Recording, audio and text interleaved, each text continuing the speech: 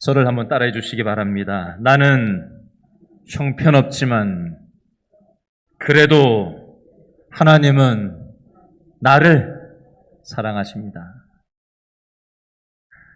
우리 옆 사람에게 한번 인사하도록 하겠습니다. 저를 따라해 주시죠. 우리들은 허공에다다고 얘기하지 말고 옆 사람을 골라 잡으세요. 누구하고 얘기할지 골라 잡으셨어요? 자, 눈을 똑바로 쳐다보고, 자, 우리들은 형편없지만 그래도 하나님은 당신을 사랑하십니다. 잘 오셨습니다. 인사하겠습니다. 반대편에 있는 사람 골라 잡으세요. 잘 오셨습니다.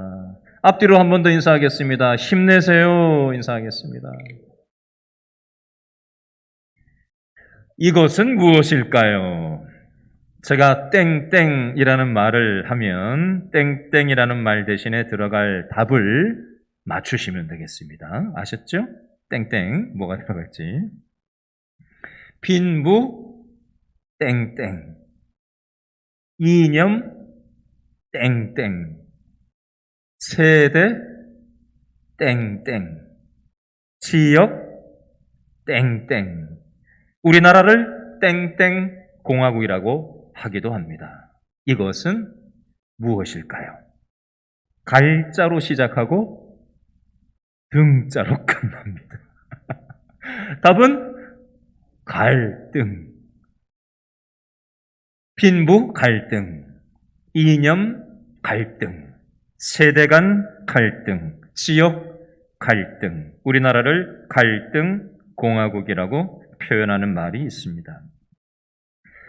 우리나라에서는 1년 동안 50만 건 이상의 고소 고발 사건이 접수된다고 합니다. 하루에는 1,400건 이상의 고소 고발 사건이 접수되는 셈입니다. 전국경제인연합회는 OECD에 가입한 전 세계 30개국의 정치, 경제, 사회 등 세계 분야 13개 항목을 조사해서 갈등 지수를 산출을 했는데 1등이 어딘지 아세요? 1등이 총 쏘고 막 마약하고 이러는 나라가 있죠. 어디예요? 멕시코가 갈등 순위 1위로 나타났고요. 또 이스라엘에 가면은 또 거기 막 테러가 있고 막 싸우고 뭐 폭탄이 떨어지고 이런 일이 한 번씩 잊을만 하면 이스라엘의 그 분쟁 지역이 있잖아요. 그죠? 이스라엘이 갈등 2위로 나타났고 3위가 어딘지 아세요? 바로 대한민국입니다. 우리나라예요. 갈등 3순위가 바로 우리나라가 되겠습니다. 어제 나온 뉴스 제목입니다. 부부 갈등 끝, 잠자던 아내 살해, 30대 2심도 징역 10년. 이게 어제 나온 뉴스 제목이에요. 부부 갈등 끝에 잠자던 아내를 살해한 38세 남편에게 항소심에서 징역 10년이 선고됐습니다. 작년 9월 달 이 한강 다리 건너면 광진구가 있잖아요. 그죠? 광진구에서 있었던 일인데요. 집에서 잠을 자던 아내를 살해한 뒤에 아버지 산소에 가서 자수를 전화를 했어요.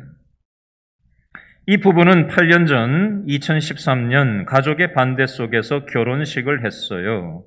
그런데 부인이 남편 가족과 교류를 끝끝내 하지 말라고 방해를 하고 비웃어서 그것을 못 견딘 나머지 격분을 하고 갈등을 겪다가 이런 가슴 아픈 사연이 있었습니다. 지난 수요일 날 나온 뉴스 제목이에요. 층간소음 갈등에 도끼까지 든 이웃이라는 뉴스 제목이었어요. 지난 8월 14일 밤 9시 40분쯤에 경상남도 통영의 한 아파트 5층 현관에서 4층과 5층 아래 윗집에 사는 이웃 간에 층간소음 문제 때문에 갈등이 생겨서 50cm짜리 손도끼를 들고 나와서 아래 윗집 간에 난리가 났었어요. 여러분, 우리가 살아가는 이 세상에는 하루에도 수많은 갈등들이 벌어집니다. 갈등의 특징 중에 하나는 나하고 아예 관계없는 사람하고는 별로 갈등이 일어날 일이 없어요. 그렇죠? 주로 가까이 있는 사람, 시간을 많이 함께하는 사람들과 갈등의 소지가 항상 있는 겁니다. 그게 가족이 됐든 또 직장 동료가 됐든 또 누가 됐든 간에 나하고 이해관계가 얽힌 사람, 가장 가까이 있는 사람하고 난 멀리 있는 사람들하고는 잘 지내는데 왜 이렇게 내 가까이 있는 가족들하고 갈등이 있나? 보통 이렇게들 얘기하잖아요. 그게 당연한 거예요. 가까이 있으니까 부대낌이 일어나는 겁니다. 오늘 성경에 나오는 야곱의 가정에도 많은 갈등들이 있었어요. 형 에서와 동생 야곱의 갈등, 형제 간의 갈등이 일어났습니다. 남편 야곱과 부인 라헬의 갈등, 부부 간의 갈등이 일어났어요. 언니 레아와 여동생 라헬의 갈등, 자매들 간에도 갈등이 일어나죠.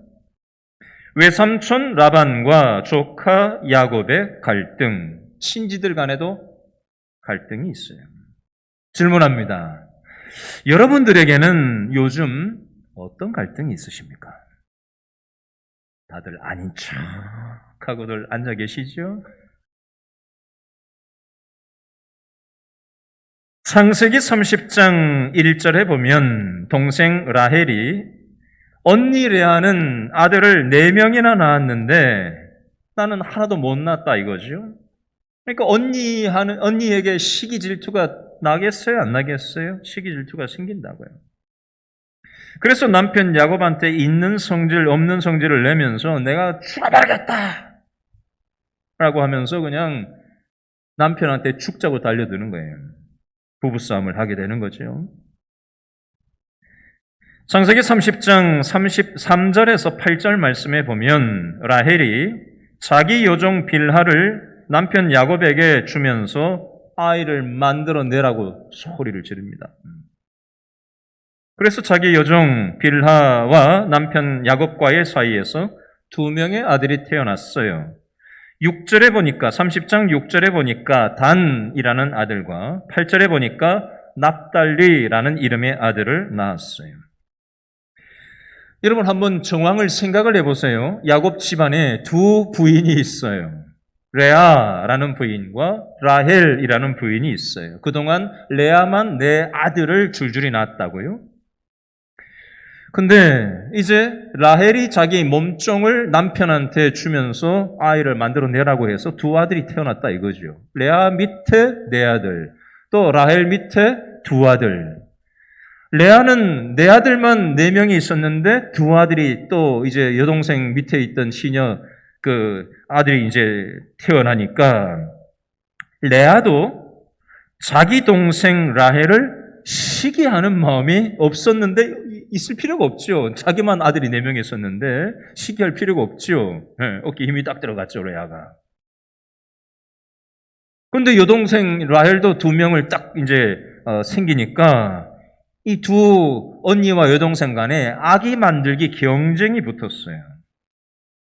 그래서 9절, 30장 9절부터 13절 말씀해 보면 레아도 그래? 그러면 나도 여종이 있는데 내 여종 실바를 남편 야곱한테 주면서 아들을 받아내라고. 그래서 얻어낸 아들이 2명의 아들이 태어나는데 30장 11절에 보니까 갓이라는 이름의 아들과 13절에 보니까 아셀이라는 이름의 아들이 태어났어요. 레아가 처음에 4명의 아들을 낳았을 때 이름을 짓는 걸 보면 지난주 본문이죠. 창세기 29장 31절에서 35절에 레아가 4명의 아들을 낳았어요. 근데 그 4명의 아들 이름을 가만히 보면 하나님과 관계된 이름을 아들 지을 때마다 하나님과 관계된 아들의 이름을 계속해서 지었어요. 근데 이번에는 2명의 아들을 갓과 아셀을 낳았는데 하나님과는 전혀 관계가 없는 이름을 지었습니다. 11절에 갓이라는 아들의 이름 뜻은 뭐라고 되어 있어요? 복이라고 되어 있고 13절에 아셀이라는 아들의 이름은 뭐라고 되어 있어요? 지었어요? 기쁨이라고 지었어요. 왜 하나님과 전혀 관계없는 복과 기쁨이라는 이름 뜻으로 지었을까요?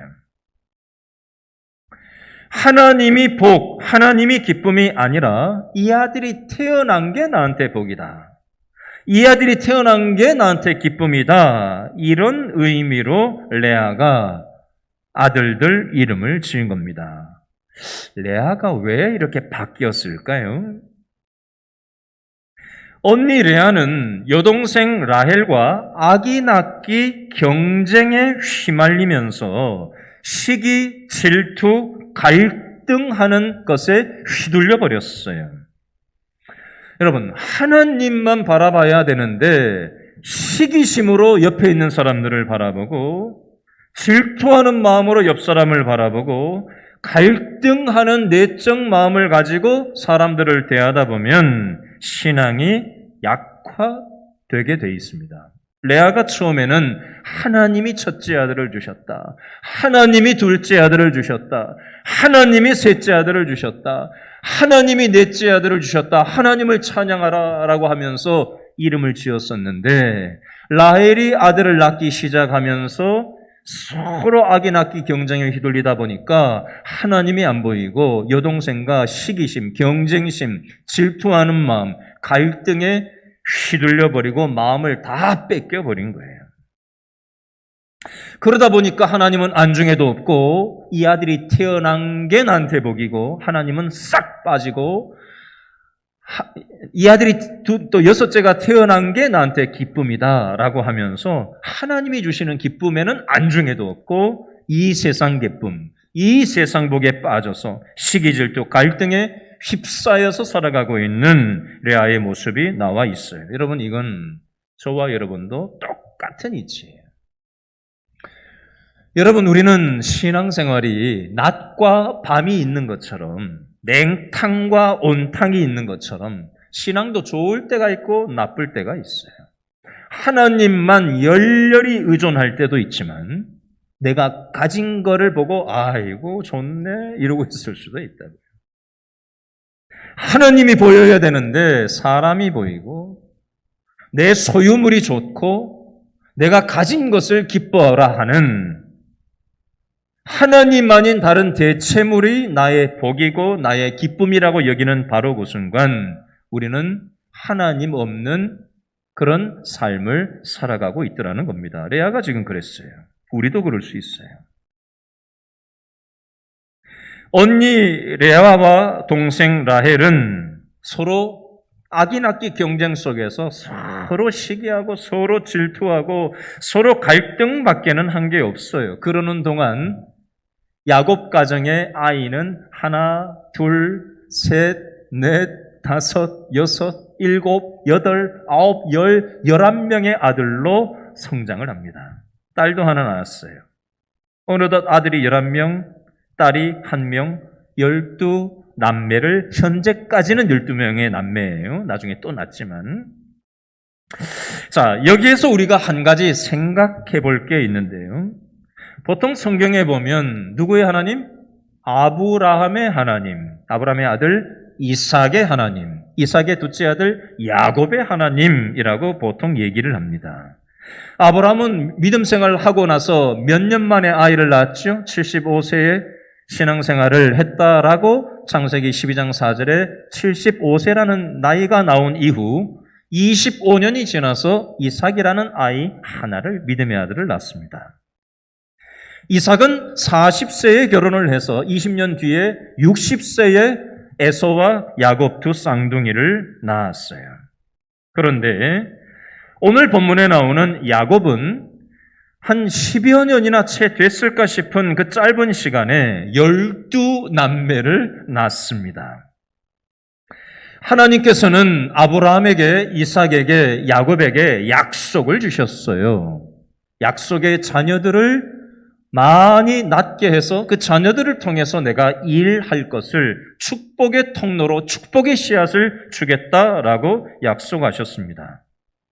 야곱이 그동안 살아온 것을 가만히 보면 아버지하고 형한테 사기치고 형을 피해서 도망쳐서 현재 외삼촌 라반 집에서 지내고 있었어요. 사랑해서 결혼한 라헬은 남편 야곱에게 죽어버리겠다 라고 소리를 지르면서 날마다 부부싸움을 했죠. 외삼촌 라반한테 결혼 사기를 당하고 지금 현재 외삼촌의 두 딸인 레아와 라헬과 결혼 생활을 하고 있었어요. 그런데 언니 레아와 동생 라헬이 서로 못 잡아먹어서 안달이 났어요. 아기 낳기 경쟁이 벌어졌죠. 서로 그냥 질투하고 시기하고 갈등을 하고 있어요. 심지어는 자기 여종들까지 야곱 남편한테 서로들 내주면서 아들을 만들어내라고 서로 싸웁니다. 레아와 라헬, 여종 실바와 빌하, 4명의 여자들 다른 배에서 이 12남매를 낳고 그 가정생활을 꾸려갔으니 그 틈바구니 속에서 야곱이 얼마나 갈등이 많았겠어요. 아주 그냥 형편없는 가정의 모습이었습니다. 성경은 도대체 왜 이렇게 형편없는 야곱의 가정사를 이렇도록 상세하게 기록하고 있는 걸까요? 뭔가 우리가 배울 점이 있는 걸 성경에다가 기록을 좀 해놓지 왜 이렇게 형편없는 내용을 성경책에 다 써놓은 걸까요? 여러분, 우리가 성경을 통독하다 보면 보통 어디를 제일 먼저 읽죠? 구약 창세기를 먼저 펴들든지 신약 마태복음을 보통 펼쳐들잖아요. 그렇죠? 마태복음 1장을 딱 열면 뭐가 나와요? 누가 누구를 낳고 누가 누구를 낳고 누가 누구를 낳고 계속 그냥 누가 누구를 낳는다는 얘기만 그냥 진탕 나오다 보니까 도대체 무슨 소리인지 이해도 안 되고 수많은 사람들이 이름이 써 있는 걸 보면서 우리는 졸다가 읽다가 그럴 때가 많지 않아요. 근데 마태복음 1장 예수님의 족보를 가만히 읽다가 보면 눈에 띄는 인물들이 나옵니다. 나중에 한번 찾아보세요. 누가 나오냐면 수많은 사람들의 이름 틈바구니 속에서 5명의 여인들의 이름이 나와요. 첫 번째 다말이라는 여인의 이름이 나오고, 두 번째 라합이라는 여인의 이름이 나오고, 세 번째 룻이라는 여인의 이름, 네 번째 우리아의 아내라는 이름, 다섯 번째 예수님의 어머니 마리아가 나와요. 이 5명의 여자 중에서 예수님의 어머니인 마리아만 빼고 나머지 4명의 여자는 어떤 사람들인지 한번 생각해 보겠습니다. 자, 첫 번째 다말이라는 여인은 어떤 여인이죠? 시아버지인 유다와 뭘 했어요? 잠자리를 가졌어요. 시아버지하고 잠자리를 가진 여인이 바로 다말이에요. 라합은요, 기생이었어요. 룻은요, 유대인들이 인간 취급 안 하는 이방 여인이었습니다. 우리아의 아내는요, 간통을 한 여인이었습니다. 여러분, 한마디로 얘기하면 인간들의 형편없는 모습을 성경에서는 숨기지 않고 상세하게 기록하고 있습니다. 왜 성경은 인간들의 이렇게 형편없는 모습을 상세하게 기록하고 있을까요? 자, 오늘 설교 제목인데요. 저를 따라서 한번 해주시기 바랍니다. 정신 바짝 차리고 다시 한번. 인간들의 형편없음. 큰 소리로 정신 차리고 따라하세요. 인간들의 형편없음. 하나님의 일하심. 여러분, 야곱 가정에서는 수많은 형편없는 모습의 갈등들이 있었어요. 그러나 인간들의 형편없는 모습 이면에 하나님의 일하심이 숨어 있는 것을 볼 수 있어야 합니다. 하나님은 인간들의 연약함도 사용하셔서 이스라엘의 12지파를 준비하고 계신다라는 사실을 우리는 들여다볼 수 있어야 합니다. 레아는요, 라헬은요, 언니하고 여동생 사이에 악연악기 경쟁해 버려져서 그냥 서로 잡아 죽일 듯이 그냥 눈을 흘기고 싸우고, 성경에 싸운 얘기까지 다 표현되어 있지는 않지만 많이 싸웠을 거예요. 집에서 말도 안 섞고 삐져가지고 그냥 서로 경쟁이 벌어져서 시기 질투하고 갈등으로 점철된 야곱의 가정이었을 겁니다. 자기들은 그거밖에 한 게 없어요. 그러던 틈바구니에서 아이가 하나 둘 생기는 거예요. 그게 야곱을 통한 12지파, 이스라엘의 12지파로 발전을 하는 거예요.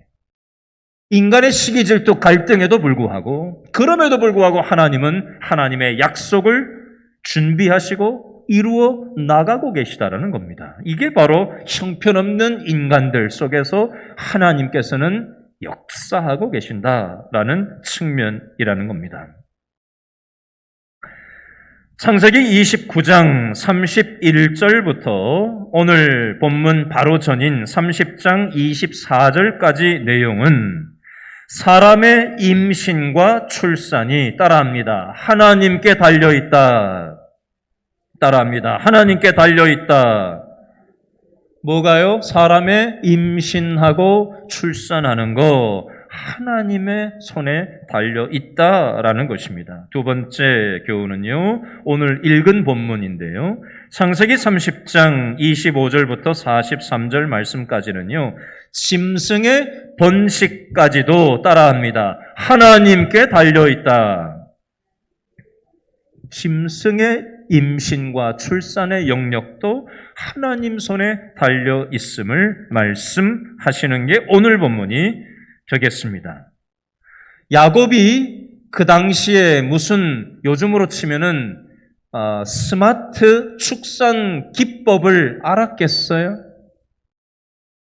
학교에서 멘델의 유전 법칙이라는 게 있어요. 열성, 우성, 열성이 이렇게 하면은 이렇게 재밌는 게 나오고 어쩌고 이렇게 하는 게 저런 게 있는데 오늘 그런 거 얘기하는 시간이 아니니까요.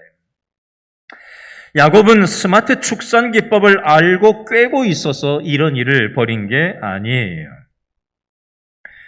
야곱은 14년 동안 외삼촌 라반 밑에 있으면서 사기 결혼을 당해서 7년, 14년 동안 이 축산업에 삼촌 짐승떼를 축산업을 14년 동안 하면서 최선을 다해서 일을 했어요. 근데 야곱이 가만히 자기가 일을 하면서 14년을 지나다 보니까 이건 내가 한 게 아니라 하나님이 도와주시지 않으면 이렇게 결과가 있을 수 없다라는 걸 깨닫게 된 거예요. 그리고 외삼촌 라반도 이걸 깨달았어요. 그 표현이 창세기 30장 27절 말씀에 나오는데 다 같이 읽어볼까요? 30장 27절 다 같이 시작. 누가? 라반이 그에게 이르되 누가요? 여호와께서 너로 말미암아 내게 뭘 주셨다? 복 주신 것을 내가 깨달았노니. 외삼촌 라반이 조카 야곱한테 하는 얘기예요. 여호와께서 너로 조카 야곱 너로 말미암아서 내게 복 주신 걸 내가 알겠다. 네가 14년 동안 내 목축대를 유목 생활을 하고 방목을 하고 먹이를 먹이고 돌보고 하는 그 과정을 통해서 하나님이 이렇게 하신 게 아니면 이렇게 될 수가 없다라고 깨닫고 얘기를 하는 장면이 나와요. 이것에 대해서 조카 야곱도 창세기 30장 30절에서 뭐라고 얘기를 하는가? 30장 30절 한 번 더 읽어볼까요? 시작. 내가 오기 전에는 외삼촌의 소유가 적더니 번성하여 때를 이루었으니 내 발이 이르는 곳마다 누가? 여호와께서 누구에게? 외삼촌에게 뭘 주셨다? 복을 주셨나이다. 아멘. 조카 롯도 이게 이렇게 14년 동안 이렇게 될 수가 없다는 거예요. 이 짐승들이 이렇게 아무리 농사를 잘 짓고 유목 생활을 잘 먹이고 관리를 해도 이렇게 될 수가 없다라는 걸 알고는 야곱이 삼촌하고 이 얘기를 서로 주고받고 있는 거예요. 사실 이 외삼촌 라반은 사기꾼 중에 악질 사기꾼이었어요. 야곱도 거짓말하고 사기치는데 아주 일가견이 있었다면 하나님께서 아브라함을 쓰시고 이삭을 쓰시고 야곱을 쓰시려면 이 거짓말이나 하고 사기나 치고 다니는 이 야곱을 그래가지고 하나님 일을 할 수 있겠어요? 그러니까 이 자기보다 더 사기치는데 능수능란한 외삼촌 라반의 집에 어떻게 하다 보니까 형 때문에 쫓겨서 그리 간 것 같지만 다 하나님의 손 안에 계획 속에 다 있는 거예요. 인간의 사기치고 인간의 어떤 연약함들이 다 형편없음이 물론 있지만 그럼에도 불구하고 하나님의 시나리오 안에 하나님께서는 야곱을 더 악질적인 외삼촌 라반 밑에서 꼼짝없이 결혼 사기를 당하고 7년 14년이라는 세월 동안 철저하게 야곱의 그 악질적인 사기꾼적인 기질을 하나님께서는 다루시는 거예요. 연단하시는 겁니다. 하나님이 쓰실 만한 사람으로 하나님께서 만지시는 시간을 갖게 하시는 겁니다. 여러분, 사람은 갈등이 있어야 자신을 돌아볼 줄 알게 됩니다. 갈등이 없으면요, 지 잘난 맛에 살아요. 내 생각으로, 내 계획으로, 내 지식으로, 내가 가진 돈으로, 내 건강으로 이 세상을 다 움켜쥘 것처럼 자신감에 충만해서 살아갑니다. 그러다가 건강을 잃어보고 돈을 좀 잃어보기도 하고 내 뜻대로 안 된다는 게 있다는 것도 알고 이런저런 갈등에 부대낌을 당하면서 나보다 나의 못돼 먹은 심보보다 더 악질적인 이해할 수 없는, 받아들일 수 없는 그런 땅바닥에 패대기 쳐지는 경험을 하면서 이런저런 갈등을 겪으면서 우리는 내 힘으로 안 되는구나. 이리 가봐도 해결이 안 되고 이렇게 해봐도 해결이 안 되고 최선을 다하고 별짓을 다하고 날밤을 새우고 고민을 하고 죽자고 달려들어도 해결 안 되는 게 있구나. 그럼 어떻게 해야 돼요? 이리저리 봐도 다 답이 없으면 어떻게 해야 돼요? 우리는 그때가 돼서야 뚫려있는 하늘을 쳐다보잖아요. 야곱이 그랬어요. 악질적이니 못돼 먹은 사기꾼적인 기질이 있던 이 야곱. 사기를 치고 아버지를 사기치고 형을 사기쳐서 형이 잡아 죽이려고 하니까 야반 도주를 해서 아무것도 없는 광야에서 숨어서 노숙을 할 때 앞으로 어떤 일이 펼쳐질지 알지 못하는 그 두려움과 다시 고향 땅을 밟을 수나 있을까 싶은 그 두려움 속에 빠져서 밤잠을 자는 둥 마는 둥 하면서 있었던 그 야곱에게 하나님이 그때 찾아오시잖아요.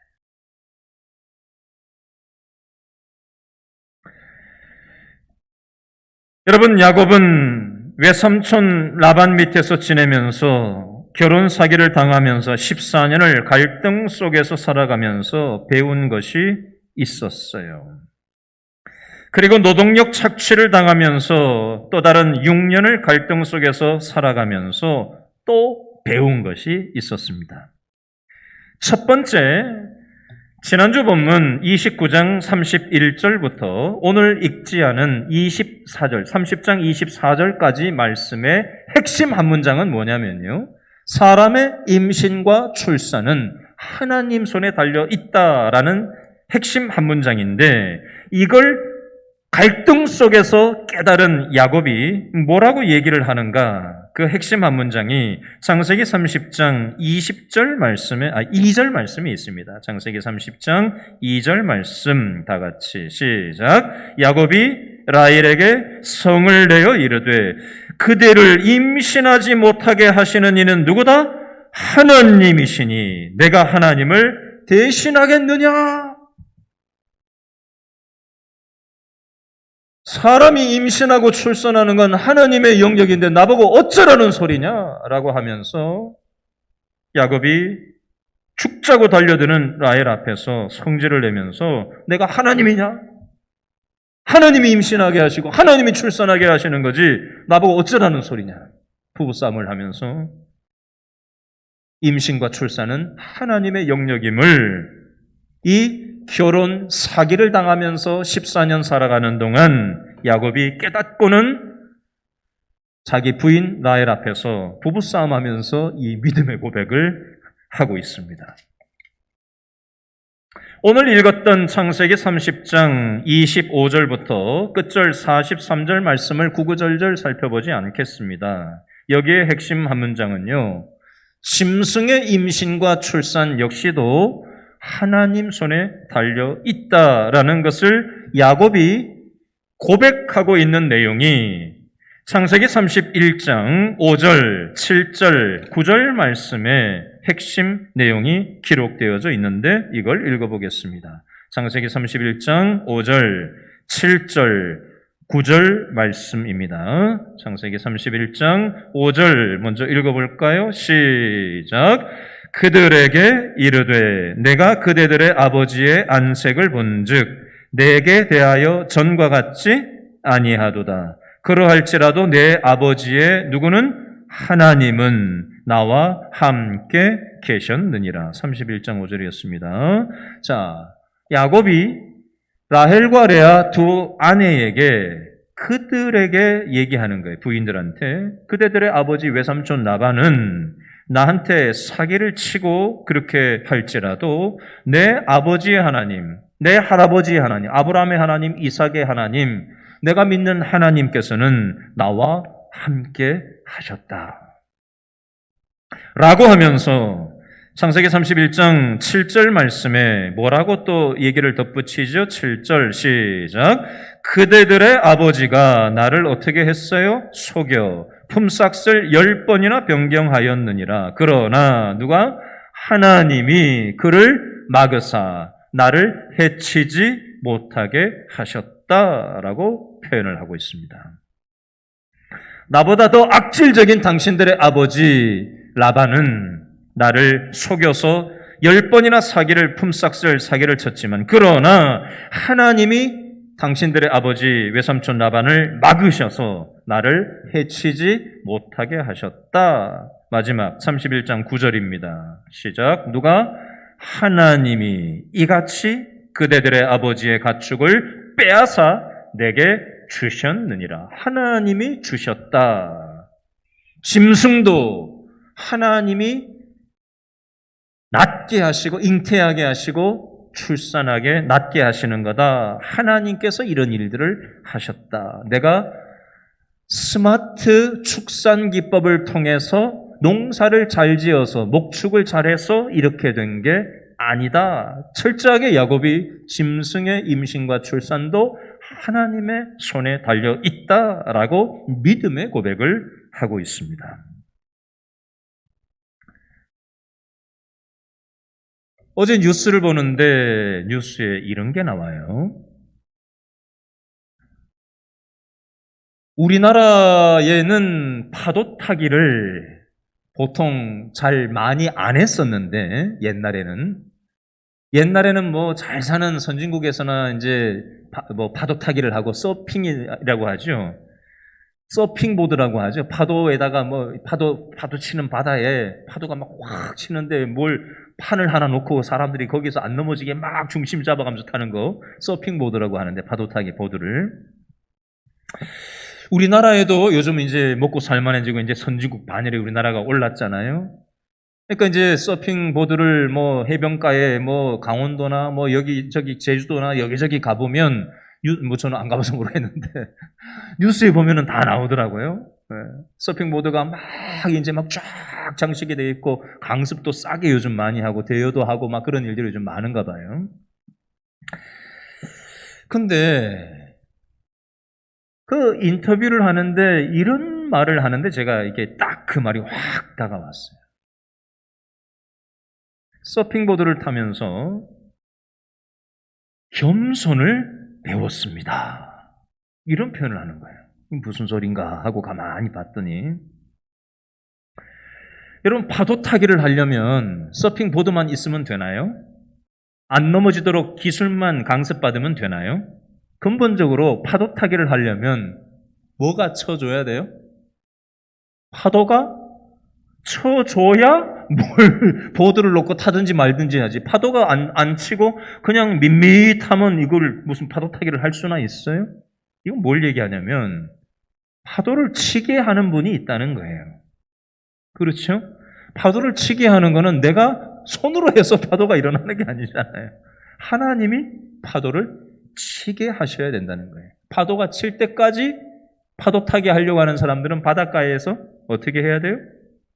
기다려야 되는 거예요. 하나님의 파도가 치게 하실 때까지 바람이 불어서 바람을 불게 하시고 파도가 치기까지 파도 타기를 할 만한 그런 상황이 될 때까지 기다리는 거예요. 그러면서 사람들이 하는 얘기가 겸손을 배웁니다. 정신없이 직장 생활하고 먹고 살기 위해서 정신없이 내 노력으로 우리는 뭔가를 일으키려고 하잖아요. 나의 최선으로. 근데 나의 최선으로 파도를 일으킬 수가 있습니까?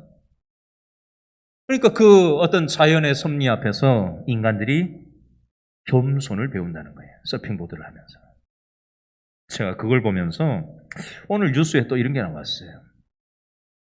러시아에 산불이 났는데 작년 한 해 불탄 면적만 우리나라만큼의 면적이 러시아에서만 산불로 타버렸대요. 근데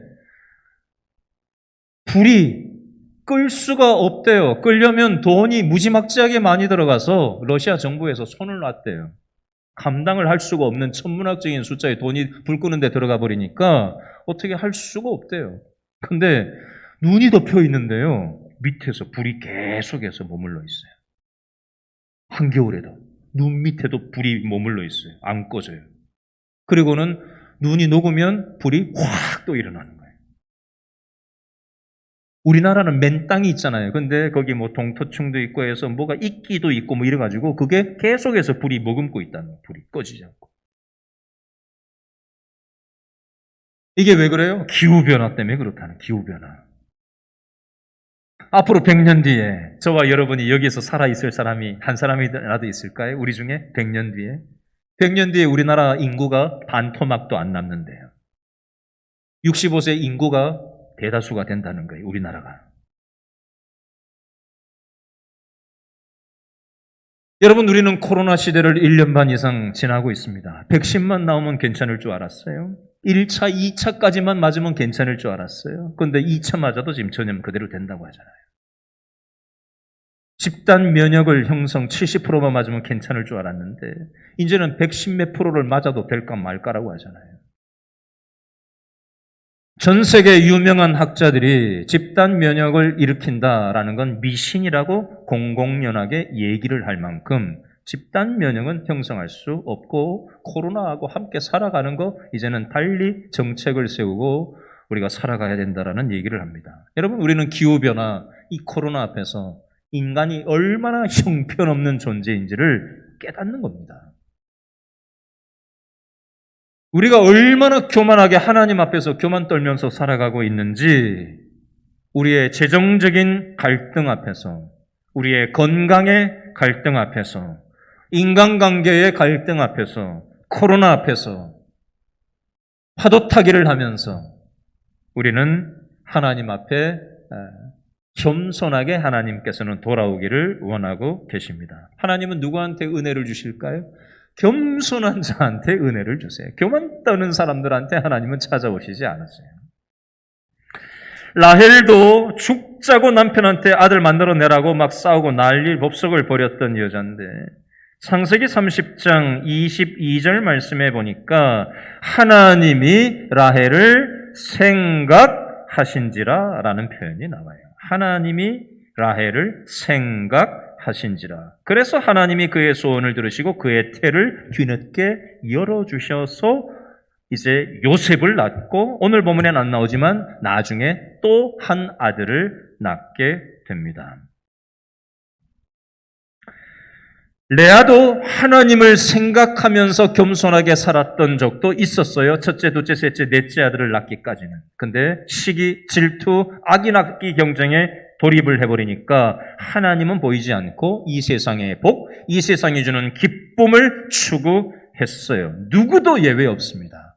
저와 여러분도 옛날의 신앙을 울고 먹지 마시고 오늘 나는 내 인생의 이런저런 갈등 상황 앞에서 하나님을 겸손하게 찾는지 아니면 이 세상의 하나님 아닌 대체물들을 복이라고 여기고 세상의 것들을 기쁨이라고 여기고 우리가 살아가고 있지는 않는지 한번 점검해 보시고 하나님께로 돌아가는 저와 여러분 될 수 있기를 바랍니다. 기도하겠습니다.